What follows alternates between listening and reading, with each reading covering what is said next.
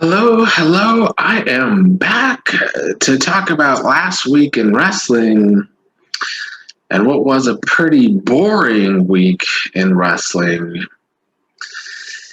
I guess my goal with this show is just trying to come in unbiased, just really talk about what is working, even if most of it isn't really working. I'm just trying to point out why pro wrestling in these days can't keep viewers, let alone gain viewers. This week was a good example of why that is the case. I'm going to start with the unwatchables. More just keeps getting added to this list. We have the usual New Japan, can't get into it. ROH, probably never going to get back into ROH. NWA Power, I keep trying, I keep skimming. It's pretty lame. Nothing, I don't care. I started to put Impact on the unwatchable list because they are just a show that isn't clicking either. Like I've said, the last two episodes comes off like a bad high school play. And that brings me to the rankings and number 4, which is Raw, which I gave an F minus to, meaning that unless the Hell in a Cell pay-per-view, the Raw side of that was good, I'm probably adding Raw to the unwatchable list going forward until it can work itself off of that. And that is because I cared about nothing on this entire show. They made me care about nothing. Let's first talk about this women's feud. Charlotte, Rhea Ripley, and then Nikki Cross. They keep acting like they're getting Nikki Cross over by getting all these fluke wins over Charlotte or Rhea Ripley, but they're all flukes. And in the process, they're literally just burying all 3 of these women. We got Rhea the champion, who's looking weak as fuck. They're booking Charlotte strong, but she's also losing to Nikki Cross's fluke ways. So basically, the build to Rhea Ripley and Charlotte Flair for the pay-per-view is they both keep losing matches. So who gives a fuck about their match against each other, right? We had Eva Marie back. I've been saying, Eva Marie needs to come back as a heel. I guess they kind of did that, but they really debuted this Piper girl to squash Naomi. I didn't care. They really need to just put Naomi on SmackDown in the Usos story. It would work way better. Give me more soap opera there than this shit. Morrison took on Jeff Hardy. I didn't care. RK Bro is a terrible tag team. I don't care about it. New Day is still stale. I don't care about them. I mean, they seem to be trying to work Kofi. Maybe he's going to turn heel with MVP. That needs to happen because the New Day is long past stale. Sorry. The Rhea Ripley Asuka match, I did not care about it. I mean, at least they gave Rhea a win.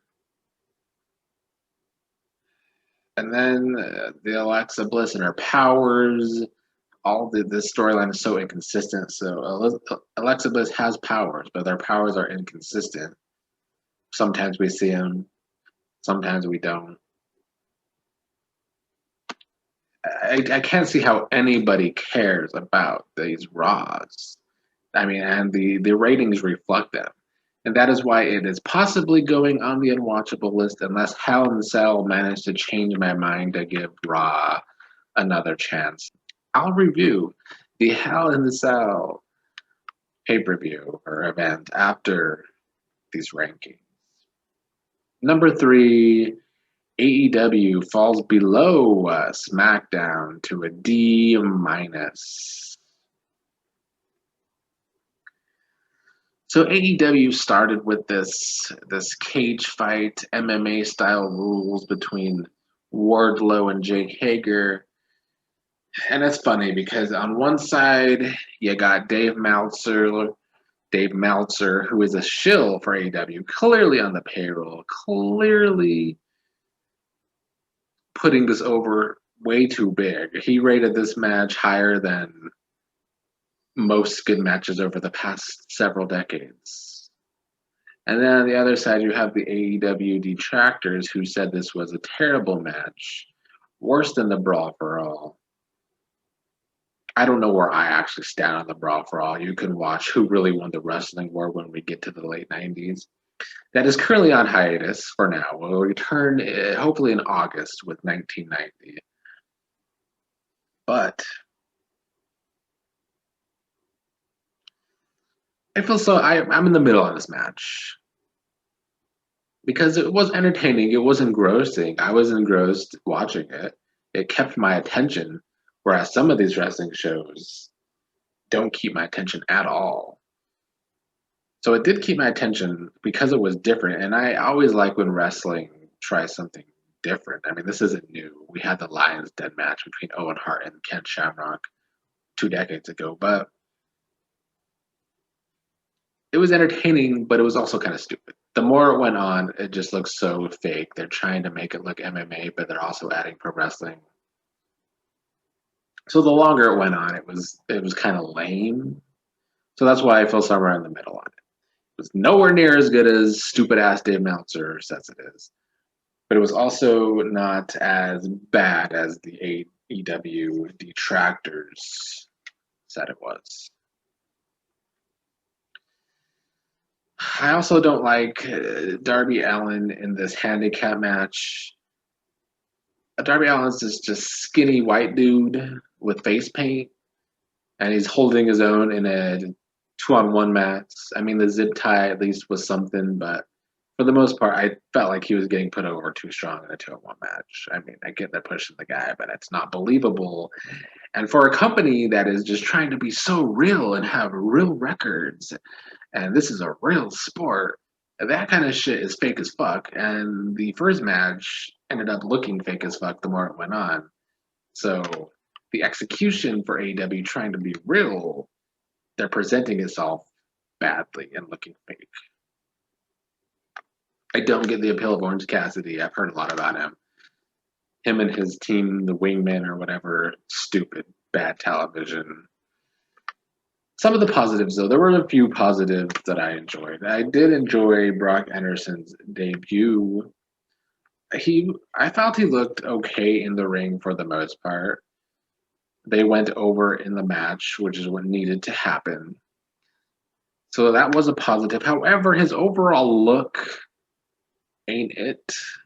He doesn't look the part. He needs to put on a good chunk of muscle. At least Arn Anderson looked like a badass pro wrestler. Brock looks kind of geeky. Can't lie. He looks like a lot of the AEW roster, which is just geeky. I liked on the interview with JR and Andrade.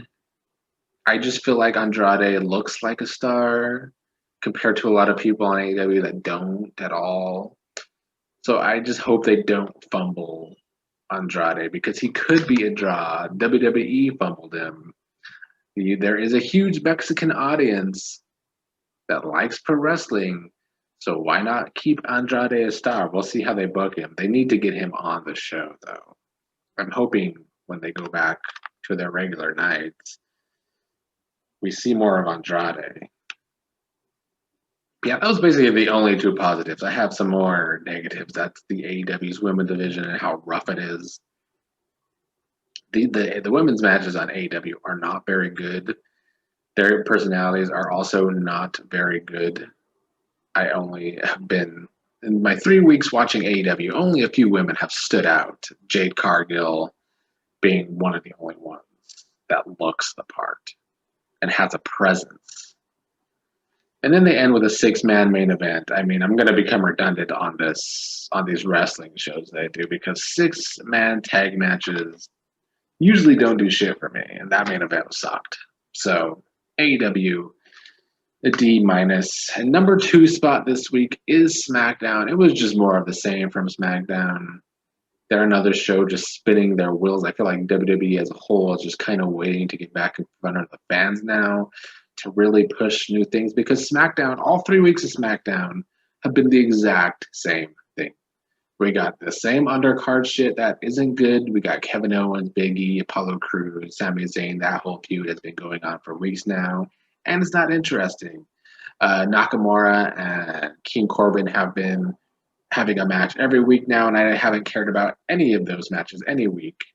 The Bianca Belair and Bayley laughing feud has been stupid since I started watching again 3 weeks ago. So, like, the undercard isn't working at all because it's the same shit every week. But then you got the Roman Reigns and Uso stuff, which does work every week, and luckily that takes up half of the show, which so it still makes SmackDown watchable. I also kind of like the little interview thing between Cesaro and Seth Rollins. We'll get to the actual pay-per-view match though here in a while when I review Hell in a Cell. But the Hell in a Cell match between Roman Reigns and Rey Mysterio was a great TV match. That was a really good Hell in a Cell match. I enjoyed it. It was predictable. We all knew Roman was going to end up kicking Rey's ass. So all in all, SmackDown remains the same. It's two different tells. The undercard is boring or bad, but the Roman Reigns main story with the Usos and the head of the table, head of the family, that stuff is good. And it was just more. They spent, like, AEW was also spinning their wheels, and it was just, AEW was more unwatchable than SmackDown this week, which is why SmackDown surpassed it. Barely, with a D. And that brings me to number one. NXT remains in the number one spot. However, it only got a D plus for me. It dropped in the grade. It was a pretty boring show for the most part. The main thing, obviously, being Samoa Joe. He's kind of the enforcer for William Regal now, who was teasing stepping down as GM from NXT because of all the turmoil going on. I guess Samoa Joe's been injured. Like I said, I've only just started watching wrestling again 3 weeks ago. So I guess he's injured and can't actually wrestle. I don't know how permanent that is because hopefully it's not. The main event scene needs Samoa Joe on NXT. That is what has been missing the most from NXT. It has been the most enjoyable, consistent product, but the main event scene I find very bland and bad. So Samoa Joe getting added to that would be good. The other thing, obviously, I've been praising LA Knight. He's one of my favorite things about wrestling right now since I've returned to watching. He's presented with the $1 million belt. He got what he wanted. So he drops what he doesn't need, and he drops Ted DiBiase, beating him up. Cameron Grimes making the save, I guess, continuing that feud. But LA Knight is a great heel and a great choice to continue this $1 million man legacy, because as we're watching on Who Really Won the Wrestling War, Ted DiBiase was also a dick. So, I mean, LA Knight needs to be a dick. So NXT was a fun show, which is why it was my highly rated, but NXT also showed my main issue with pro wrestling right now is just how little they make me care about these matches.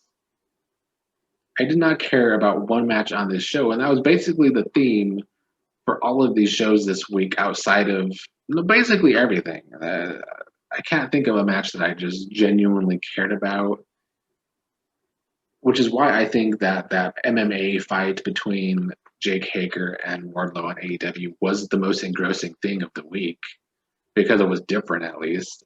Not that I cared, but yeah, all these matches I didn't care about any of them. There was the Cruiserweight match, didn't care. Breezango, didn't care. Women's tag, didn't care. Men's tag, didn't care. So yeah, that's why I got a D+, but it was the overall best product of the week. To end this, I'm going to review Hell in a Cell. It was just another show for the week that was just kind of there. You know, I just feel like wrestling in general is just kind of there. There was some good matches on the event, though, but we'll see if it was enough to make me keep watching Raw, or if it's going to be added to the unwatchable list. It started with the Hell in a Cell match between Bianca Belair and Bayley. This was definitely one of the best matches of the night. As far as Hell in a Cell matches go, I don't feel like they really utilized the actual cell. It was just kind of a wrestling match inside the cell. But what they did do great is they told a story in the match. You know, the build to this has been terrible because it's been about Bayley laughing in Bianca's face, but they did add that concept to the match at the very least. So, there was some laughing going on in the match. I enjoyed when Bianca got the upper hand and was laughing at Bayley trying to escape the cell. So that was a good touch for the match. I also like how Bayley kept using Bianca Belair's braid as part of the match, kept tying it to things to trap Bianca, only for Bianca to tie her braid around Bayley to trap Bayley. So all in all, this match at least told a story and ended up being a solid, good match in my opinion. Seth Rollins versus Cesaro was next. The match itself was okay. The result, 50-50 booking between Cesaro and Seth Rollins. Cesaro taking the loss. Just more the same. Not going to get Cesaro over that way. So all in all, that match, the ending made that match lame for me. Speaking of lame, Alexa Bliss versus Shayna Baszler. I mean, it was what it was. They're going for the kooky, over-the-top storytelling with Alexa Bliss. And I like her character, and I like her portrayal of the character. However, I gotta say, I was watching this with someone who doesn't watch wrestling. And they saw the recap for this match with the doll and how stupid it was. And also just how bad acting there was from Shayna Baszler during the story. So yeah, it was just, I think that proves why they're not going to gain new viewers on Raw. The match itself wasn't very good either. Sami Zayn, Kevin Owens, these two have had so many matches together for a while now. I mean, back when I was still watching, they were having matches against each other all the time. So I didn't care about this match coming in. Did enjoy Sami Zayn winning, though, and I hope there's a story there. Since he's the conspiracy theorist, there could be a story there because he was kind of helped to win by the referee. So that was a good touch. So at least the result was good. Speaking of bad booking, though, Rhea Ripley, Charlotte Flair, I just don't understand what they're going for with these women on Raw. The match itself was pretty bad as it was, in my opinion. There was some sloppy wrestling going on in this match. But so we got Rhea Ripley, who is supposed to be this new badass champion. She's supposed to be this tough champion. But basically in this match, Charlotte Flair kind of kicked her ass. And then Rhea Ripley has to kind of go to a DQ to get out of this match with a win. So in the end, Rhea's looking weak as hell. And Charlotte's looking strong. But I don't know what this accomplishes, and it just doesn't make any sense for me. The booking on Raw has been terrible. They have not get Nikki Cross over with her fluke wins. They've had Rhea Ripley and Charlotte Flair losing matches to Nikki Cross. Only for this match to come and Rhea Ripley to have to resort to a DQ win looking like a weak champ. I don't know. It sucked. That's all you need to know. The match sucked. And that led to the main event, Hell in a Cell, Drew McIntyre, Bobby Lashley. These two had a brutal, violent Hell in a Cell match, a very back and forth match. Definitely the match of the night, even though I also enjoyed the women's Hell in a Cell match between Bianca Belair and Bayley. This was probably the match of the night, though, because of the violence, because it's a Hell in a Cell match, at least there was violence. But it was a weak ending. A roll-up win by Bobby Lashley after all that violence is pretty stupid. But the match overall was a good match. However, not good enough to make me keep watching Raw.